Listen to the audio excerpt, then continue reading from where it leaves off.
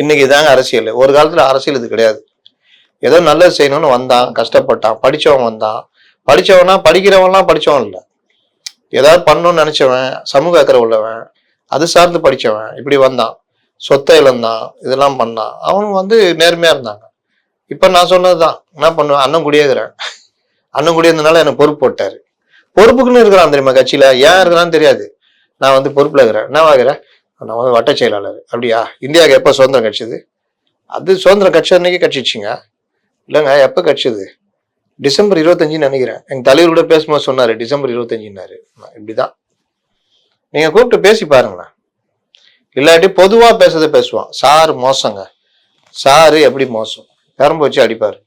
அது இல்லப்பா, இந்த சார் சொன்னாரு அவங்க தலைவர் எப்படி மோசங்க, எப்படி கொண்டு போய் வெளிநாட்டுல விட்டுருவாங்க.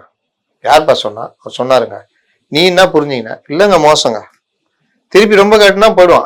மோசம்ன்றான், அப்புறம் என்ன பைத்தியக்கார மாதிரி பேசினுக்கிற?